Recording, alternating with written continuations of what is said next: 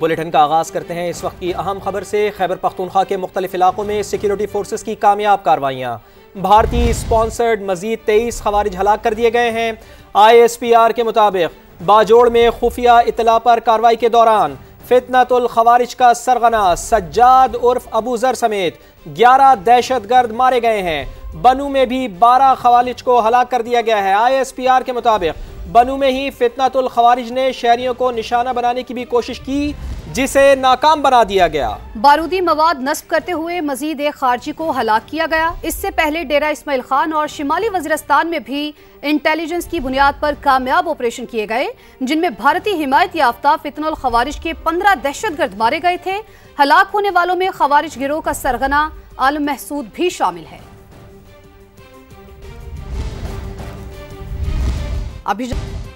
آگے بڑھتے ہیں۔ چیف آف ڈیفنس فورسز کا نوٹیفیکیشن جلد جاری ہو جائے گا۔ شکست کھانے والا بھارت سرحد پر حملہ کر سکتا ہے۔ وزیر دفاع خواجہ آصف کی پروگرام ندیم ملک لائیو میں گفتگو۔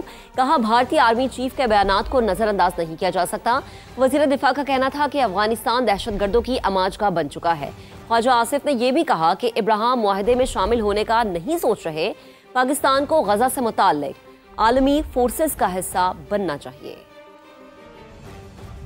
اب توقع رکھنی چاہیے کہ چیف آف ڈیفنس فورسز اس کی تعیناتی کا نوٹیفیکیشن جاری ہوگا۔ انسٹنٹلی ہونا چاہیے، بیچ میں کوئی گیپ تو قطعی طور پہ نہیں آئے گا انشاءاللہ۔ آپ کیسے دونوں صورتحال کو دیکھتے ہیں، ایسٹرن فرنٹ کے اوپر بھی اور افغانستان والی سائڈ پہ خاص طور پر؟ اس میں کوئی شک شبے کی گنجائش نہیں ہے کہ جو بھی افغانستان جو ہے اس پر نظر انداز کر رہا ہے، اس میں ہندوستان کا پورا ہاتھ ہے، تو وہ پاکستان کو انگیج رکھنا چاہتے ہیں۔ اگر ہم یہاں پہ انگیج رہتے ہیں 100% جو ہے اس کا فائدہ جو ہے انڈیا کو پہنچتا ہے۔ کسی صورت میں بھی ہم انڈیا کو ٹرسٹ نہیں کر سکتے، وہ ہمارے اور ان کا جو آپس میں جو سرحد ہے اس کے اوپر بھی کوئی انکرجن کرے، کوئی اٹیک کرے۔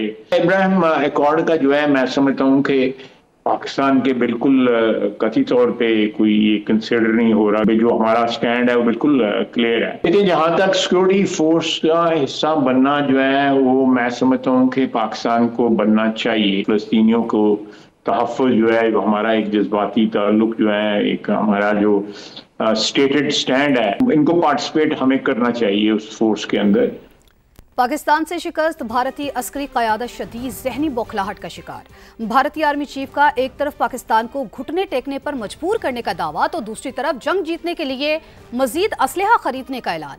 مزید اسلحہ خریدنے کی بات بھارتی فوج کی کمزور پیشہ ورانہ صلاحیت، نااہل سیاسی قیادت اور ناکام دفاعی منصوبہ بندی کا اعتراف ہے۔ بھارتی آرمی چیف کا متضاد اور کنفیوژن سے بھرا بیان بوکھلاہٹ کا ثبوت ہے۔ مارکہ حق میں بھارت کی عسکری کمزوریاں اور بدترین آپریشنل کارکردگی دفاعی ڈھانچے کو لاغر ثابت کر چکی ہے۔ بھارت سے جنگ جیت کر پاکستان کا مقام دنیا کے سامنے ہے۔ مودی منہ چھپاتا پھر رہا ہے۔ انڈیا جنگ بھی ہارا، کشمیر کے خلاف سازش بھی ناکام ہوگی۔ بلاول بھٹو زرداری کا آزاد کشمیر قانون ساز اسمبلی سے خطاب، کہا 6 ماہ کی حکومت پیپلز پارٹی کے لیے امتحان ہے، دوبارہ واپس آئیں گے۔ مودی اپنا منہ چھپا رہا ہے دنیا سے۔ یونائٹڈ نیشنز کا کوئی پروگرام ہو یا آسیان کا کوئی کانفرنس ہو، وہ بزدل ڈرپوک اب ہار گیا ہے، اب وہ نہیں جا سکتا ہے۔ اس کو معلوم ہے کہ امریکہ سے لے کے پاکستان تک سب ان کو یہ یاد دلوائیں گے کہ 7 جہاز گرے تھے۔ میں مودی سرکار چاہتا ہوں کہ آپ جنگ میں بھی ہارے اور انشاءاللہ تعالی آپ کا اس سازش بھی ناکام رہے۔ پاکستان پیپلز پارٹی اور آزاد کشمیر کے عوام کا جو رشتہ ہے، اس کو کوئی سازش انشاءاللہ تعالی کمزور نہیں کر سکتا۔ ہم بند کمروں میں آزاد کشمیر کا حکومت نہیں چلائیں گے۔ 6 مہینے کے بعد کشمیر کے عوام کے پاس واپس جائیں گے، آپ سے مینڈیٹ لے کے پھر سے یہ حکومت سنبھالیں گے۔ پنجاب میں فتنہ پھیلانے والوں کی فنڈنگ بند، کالعدم جماعت کے 90 فائنینسرز کے خلاف مقدمات بھی درج کر لیے گئے۔ پنجاب حکومت کا کالعدم جماعت کے خلاف دیگر صوبوں میں کارروائی کے لیے وفاق سے درخواست کا فیصلہ۔ وزیر اعلیٰ پنجاب مریم نواز نے کامبنگ آپریشن کے مستقل جاری رکھنے کا حکم دے دیا۔ ڈپٹی کمشنرز کو وال چاکنگ پر پابندی کے لیے مؤثر اقدامات اور تمام اضلاع میں ڈرون سرویلنس کی ہدایت جاری کر دی۔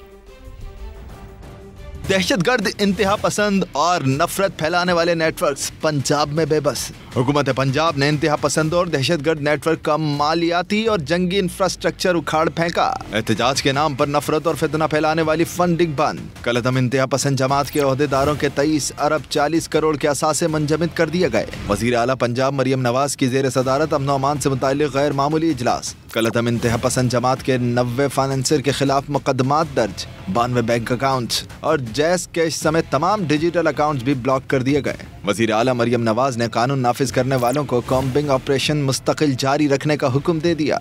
आपकी इज्जत की, आपकी नामूस की हिफाजत बतौर वजीर आला मेरी जिम्मेदारी है, मेरी मजहबी जिम्मेदारी, जिसके बारे में मैं अल्लाह ताला को जवाब दूं। कोई लड़ाई ना हो, कोई गिरोह आमने सामने ना आए, हुकूमत को कोई कदम ना उठाना पड़े, कोई सख्ती ना करनी पड़े। वजीर आला ने खबरदार किया कि पंजाब के किसी शहर में वॉल चौकिंग बर्दाश्त नहीं की जाएगी। हर डिस्ट्रिक्ट में ड्रोन सर्वेलेंस की भी हिदायत कर दी। इजलास में फैसला किया गया कि सूबे भर में असलहा लेकर चलने के लिए SOPs वज़ह की जाएं। सोशल मीडिया पर मुल्की सलामती के खिलाफ मवाद शेयर करने पर 31 मुकदमात दर्ज किए गए हैं। दीगर सूबों में भी कार्रवाई के लिए वफाक से दरख्वास्त का फैसला भी किया गया है।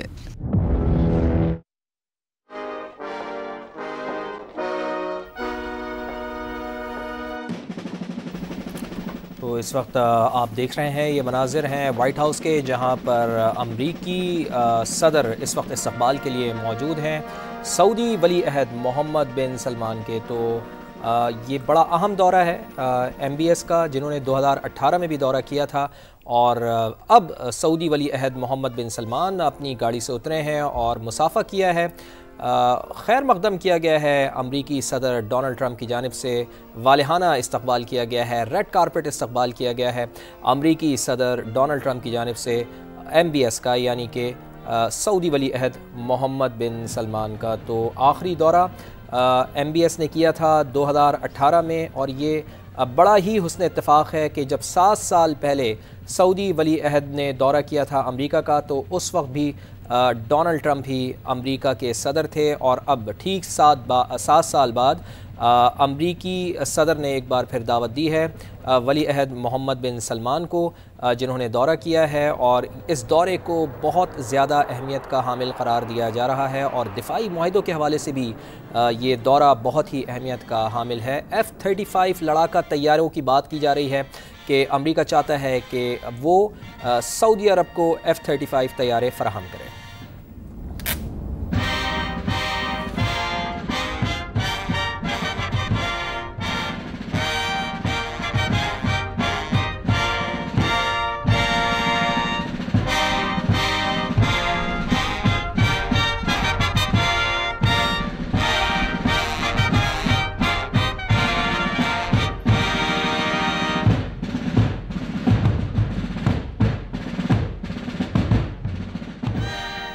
सऊदी वली अहद मोहम्मद बिन सलमान जब पहुंचे तो डोनाल्ड ट्रंप ने उनका इस्तकबाल किया। वो वहां पर मौजूद थे, उनको रिसीव किया गया, उनका इस्तकबाल किया गया और उन्होंने शानदार उनका इस्तकबाल किया।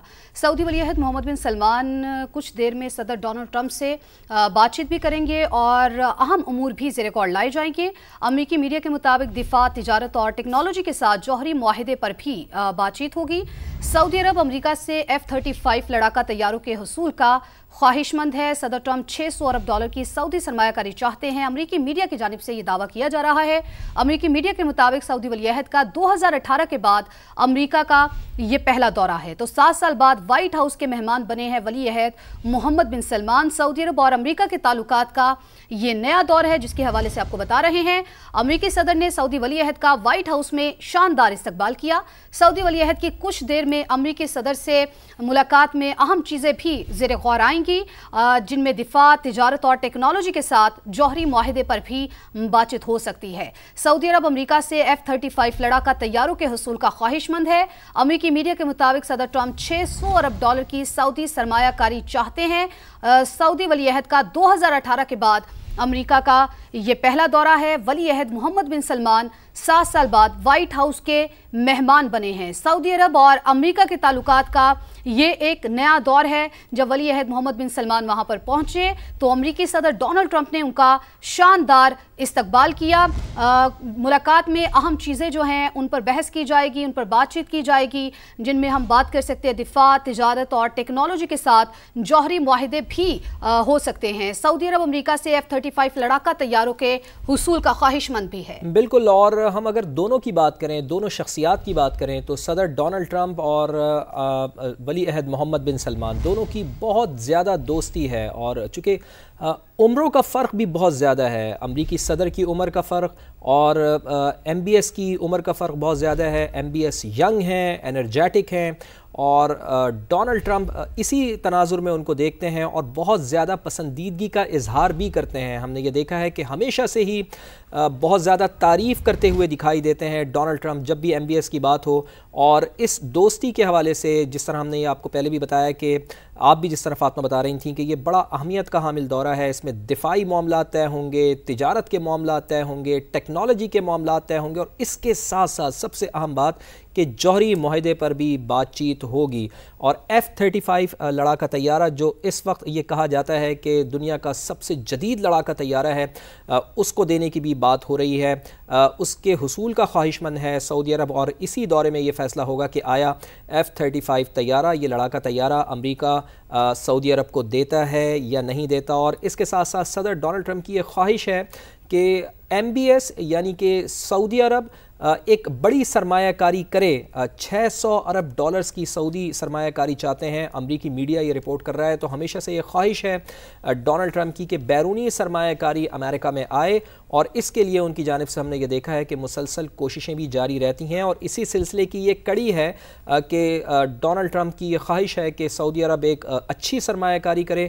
600 ارب ڈالرز تک کی سرمایہ کاری کروانا چاہتے ہیں صدر ڈونلڈ ٹرمپ۔ اب دیکھنا یہ ہے کہ ایم بی ایس اس سلسلے میں کیا یہ سرمایہ کاری کرتے ہیں یا نہیں کرتے۔ تو دونوں جانب مفادات ہیں، ایک طرف سعودی عرب یہ چاہتا ہے کہ اس کا دفاع مضبوط ہو، اور صدر ڈونلڈ ٹرمپ یہ چاہتے ہیں کہ ان کے ملک میں بیرونی سرمایہ کاری آئے۔ اور لیکن اگر ہم تعلقات کی بات کریں، جو تعلقات کی گرم جوشی اس دورے میں دیکھنے میں آ رہی ہے، اس سے بالکل مختلف ہم نے یہ دیکھا تھا کہ جب ڈیموکریٹس کی حکومت تھی، یعنی سابق صدر تھے جو بائیڈن، جب جو بائیڈن کی حکومت تھی تو اس وقت بہت زیادہ تعلقات کشیدہ تھے امریکہ کے اور سعودی عرب کے، اور ہم نے یہ دیکھا کہ اس دوران میں، اس ایرا میں کبھی بھی ایم بی ایس نے امریکہ کا دورہ نہیں کیا، حالانکہ جو بائیڈن نے دورہ کیا تھا سعودی عرب کا، چونکہ جمال خاشقجی کے حوالے سے دونوں جو رہنما تھے ان میں آپس میں کافی زیادہ کشیدگی تھی، ٹینس ماحول تھا،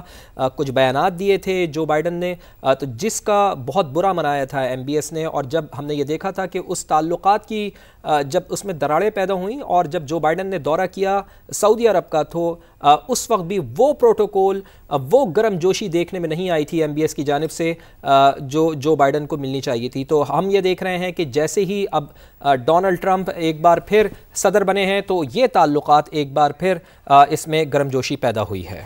تو